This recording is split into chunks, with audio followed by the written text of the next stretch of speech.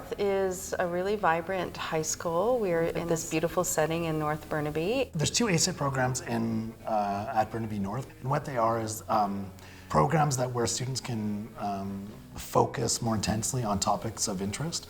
Rather than everybody kind of following the same format, they get to choose their own path. We really encourage that we have interdisciplinary conversations with other classes. It's a collaboration between the two grade 11 and 12 drawing and painting classes, the Music Kit Technology program, and the Film and Broadcast program. It's a district program that has kids from 8 high schools, and we make films, and we have a half-hour TV show that we put together here.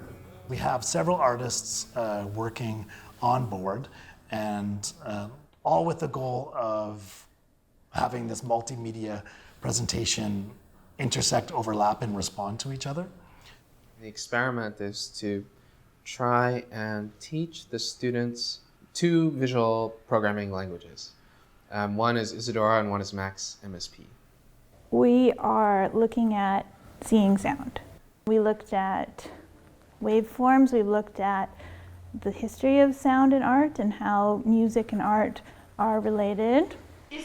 I went blue and then I went green, and the little squiggly lines had to go pointier and then the yellow had to go on. I didn't quite finish, but do you see what we're going to do? We're making the missing link.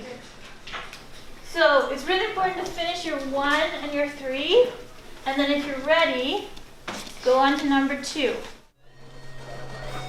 And it's putting it up there, but it's making it all weird.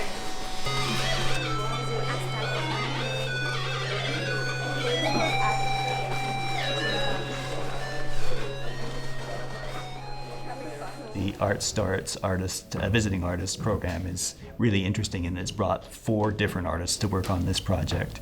When we involve community artists such as Paul and Remy and Jackie and Martin, we get a unique perspective where students are actually working on meaningful things that are contributing to the community rather than things that they think are limited to a classroom. I am in the Film and Broadcast ACIT program here at Burnaby North, and it's basically kind of an industry training program where kids from a bunch of different schools in the Burnaby district come here and learn about film and broadcast, and it's really hands-on. We get to play around with a lot of equipment. You can basically create a whole lot of different visuals, and you can make them spin. You can change the position on it. It's turning digital into acoustic. It's definitely something out of my comfort zone, but it's definitely been a challenge. You don't exactly know what a sound looks like, right?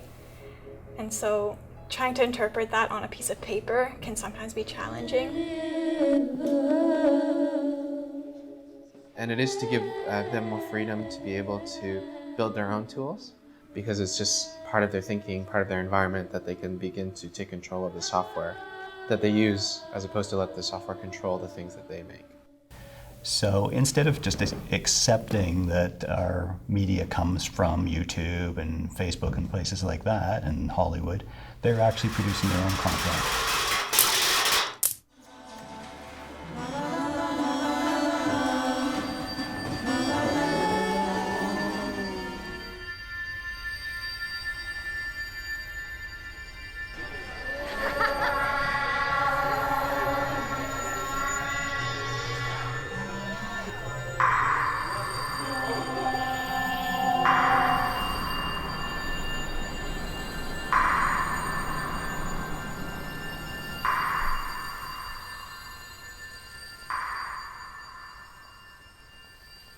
When they first come in, they don't really know what to expect. But when they become more hands-on and play with everything, and they're just like really shocked and they're really happy to see the results. So I think that's pretty cool. I brought my grandchildren, and there were fabulous designs all around, and lots of helpful people, and sounds and color. I am a sort of like to be an artist, and so I come here often, but I don't understand the new modern digital technology for art, and so that's why I think it's great for young people to be showing kids and families about it. Well, you can use like computers to like change sounds and colors, and it was really cool. It was really cool because you could like draw whatever you want, and you could like draw the noise of it.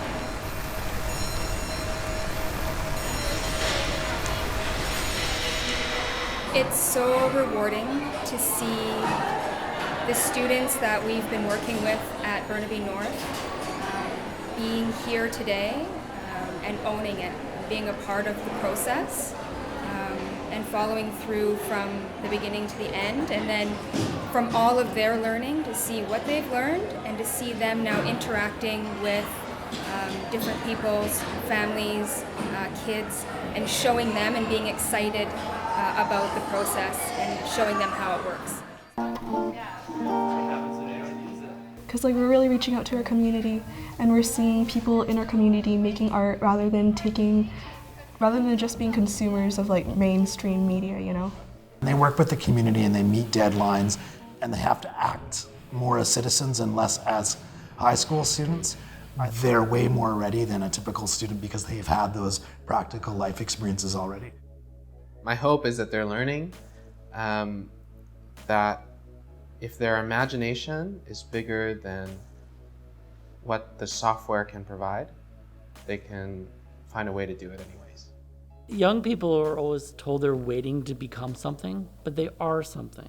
And I think filmmaking lets their voice be heard.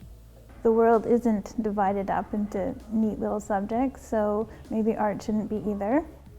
I just think it's important because not many people get this opportunity. Because when students see you learn, instead of me being the bearer of knowledge, I'm in a way demonstrating what it means to be a learner. One of the best things was watching students' eyes light up and really pausing and listening. Those moments like that are just jewels to me. I feel like it could be really useful in the future. I think that this is really exciting to be around young people who are in this process of discovery. The best part is kind of seeing in the student's face that the impossible becomes possible. And it will make music note sound with the stuff that you have made. Yeah.